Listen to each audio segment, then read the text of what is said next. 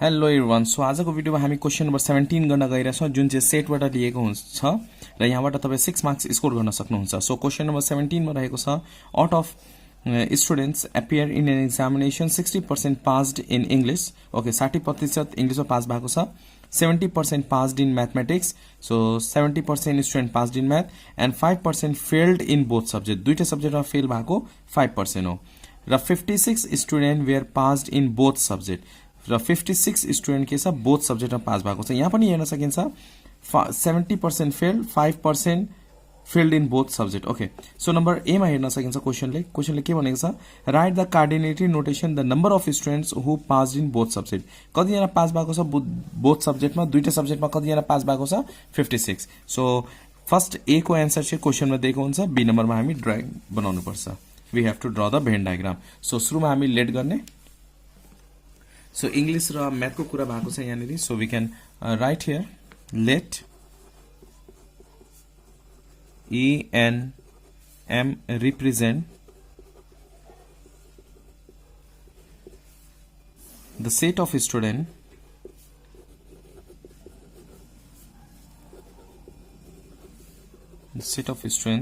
who passed in English and mathematics and mathematics respectively। ठीक छ यहाँसम्म?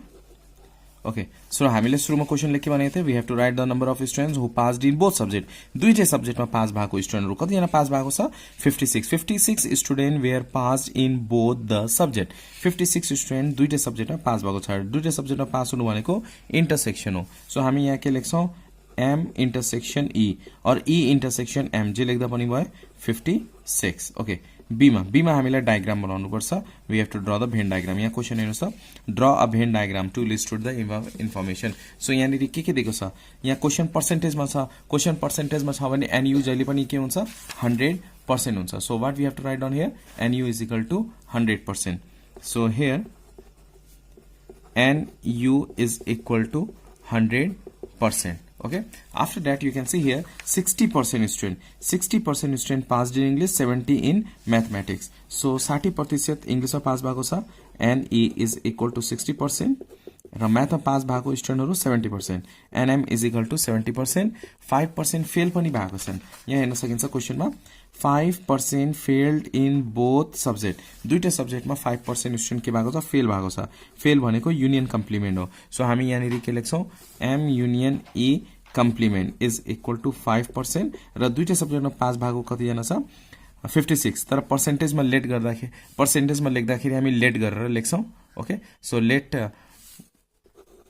Late n M intersection E is equal to X percentage. अब यहाँ हेर्नुस् त, यो 56 मा दिएको छ इंटरसेक्शन, दुईटै सब्जेक्टमा पास भएको 56। अब दुईटै सब्जेक्टमा पास भएको कतिजना, त्यो हामीलाई फाइन्ड आउट गर्नुपर्छ।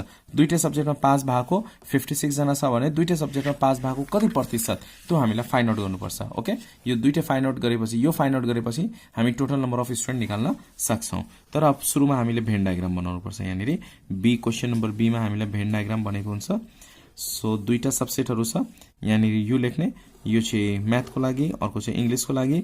नभए पहिला इंग्लिशको लागि त्यसपछि म्याथको लागि बनाउँदा पनि हुन्छ, यो इंग्लिश र यो म्याथको लागि। बिचमा हामी X% लेख्छौं।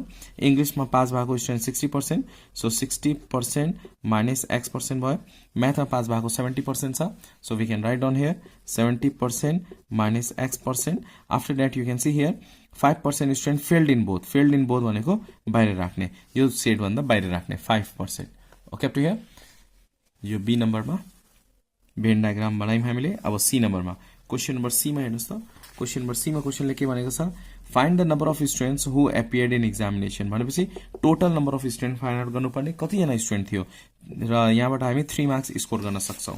So total student find out गर्नलाई हामी सुरुमा के गर्ने, X को भ्यालु फाइन्ड आउट गर्ने। X% भनेपछि M इंटरसेक्शन E जुन X% हामीले लेट गरेको थियौं त्यो फाइन्ड आउट गर्नुपर्छ र यो X% कै total student is equal to के हुन्छ, 56 हुन्छ। अब हामीलाई के थाहा छ, यो सेक्टर र यो सेक्टर, यो चारवटै सेक्टर, यो चारवटै पार्ट एड गर्यो भने के आउँछ, टोटल आउँछ 100 आउँछ 100% आउँछ सो फ्रम भेन डायग्राम यहाँ लेखौं from van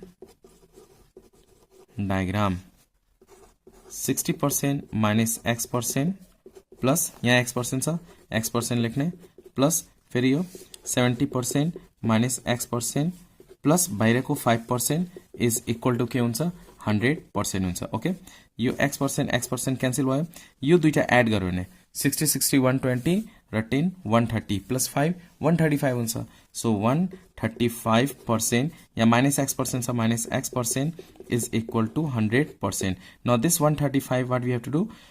We have to keep here 100 लाई चाहिँ के गर्ने लेफ्ट साइड ल्याउने किनभने x नेगेटिभ छ जहिले पनि x के गर्ने पोजिटिभ बनाउने so 135% minus 100% is equal to x%.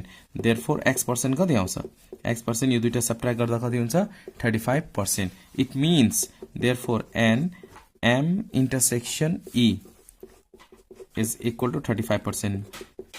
56 student दुईटा सब्जेक्टमा पास हुनु र 35% दुईटा सब्जेक्टमा पास हुनु भनेको एउटै अर्थ लाग्छ अब 35% अफ के को टोटल स्टुडेन्टको 35% के को पास भयो 35% स्टुडेन्ट दुईटा सब्जेक्टमा पास भएको तर यो 35% कसरी थाहा भयो टोटल स्टुडेन्टबाट सो हामी यहाँनिर के गर्छौं नाउ 35% अफ टोटल स्टुडेन्ट को 35% टोटल नंबर अफ स्टुडेन्ट जे लेख्दा पनि भयो इज इक्वल टु 56 35% दुईटा सब्जेक्टमा पास भएको छ र नम्बरमा 56 स्टुडेन्ट दुईटा सब्जेक्टमा पास भएको कुरा एउटै हो तर यो 35% अफ टोटल स्टुडेन्ट चाहिँ 56 हो ओके यसरी बुझ्नुपर्छ 35 divided by 100 into total student right here total student is equal to 56 so total student find out गरौँ total student is equal to यो क्रस मल्टिप्लाई गर्ने 56 into 100 divided by 35 therefore total student कति हुन्छ यो 56 into 100 गर्ने र divide by 35 गरिदिने यो गर्दाखेरि 160 आउँछ so 160 so at last write down therefore total number of student is therefore total number of students who appeared in exam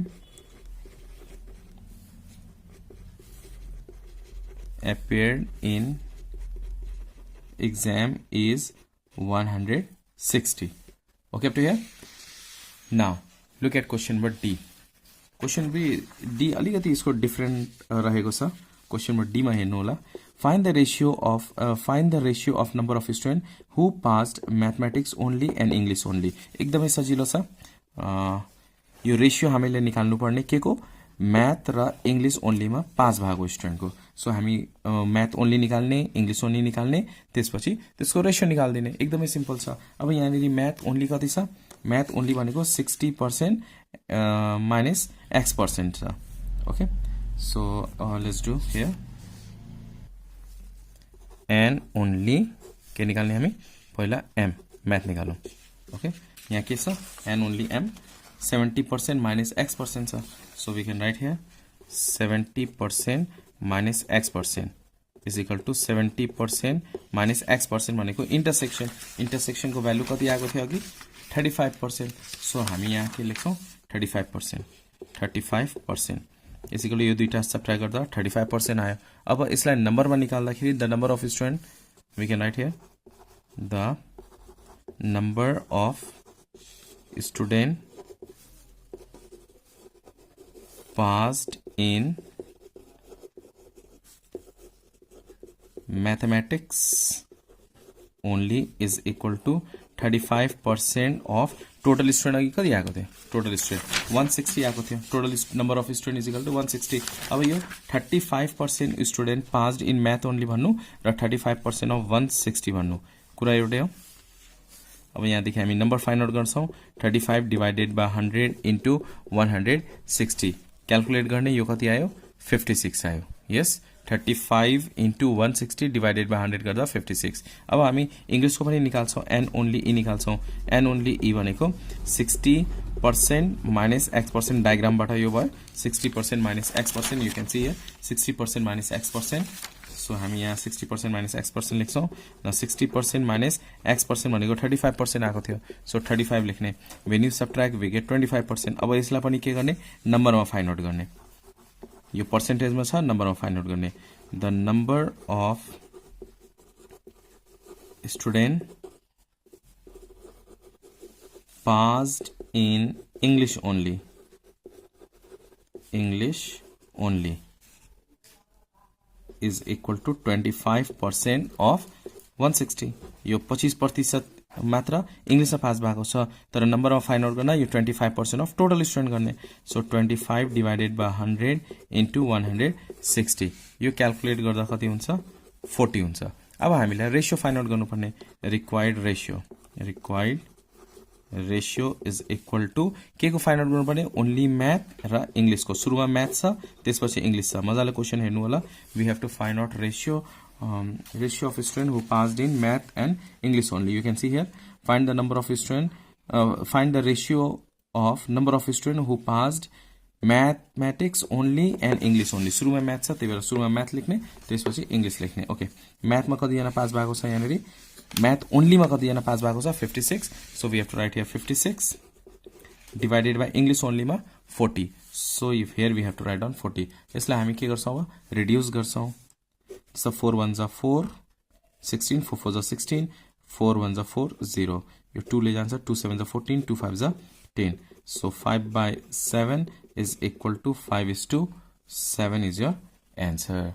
Hope you understand question number 17.